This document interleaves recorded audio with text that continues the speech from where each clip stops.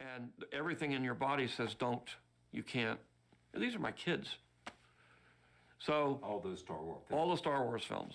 They were your kids. Yeah, well, they are right. You know, I loved them. I created them. I'm very intimately involved in them, and obviously to and sell them off. Them. I sold them to the white slavers that take these things, and the point was the other thing that got abused naturally in a capitalist society, especially in an American point of view, which is the studios and everything said, well, wow, we can make a lot of money. This is a license to kill. And they did it. They just simply, and of course, the only way you could really do that is not take chances. Only do something that's proven. Let's not do any, you've got to remember, Star Wars came from nowhere. American Graffiti came from nowhere. There was nothing like it. Now, if you do anything that's not a sequel, or not a TV series, or it doesn't look like one, they won't do it.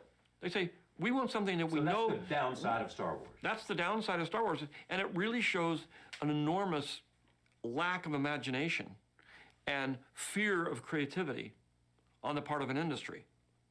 I mean, corporations are not known for, you know, maybe not Silicon Valley, but the old institutions are not known for being they're known for being risk averse. And movies are not risk averse. Every single movie is a risk, a big risk. One of the reasons I retired is so I could make movies that aren't popular. Because in the world we live in the system we've created for ourselves in terms of it's a big industry, you cannot lose money.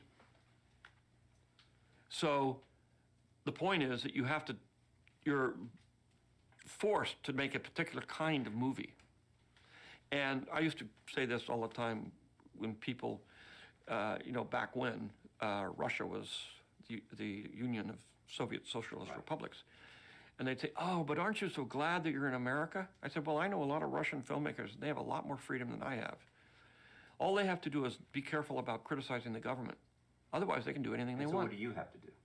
You have to adhere to a very narrow line of commercialism. And there's only certain, look, when I started in the 70s, it was like this. You know, I could say Russia was like this, but we were like this. You could do a certain kind of movie. And I flaunted that system. I mean, THX, my first film, is definitely not an American film, and I shoved it in sideways, and Francis helped me trick the studio. Yeah, you know, right. They would have never let me make that movie if they knew what I was doing.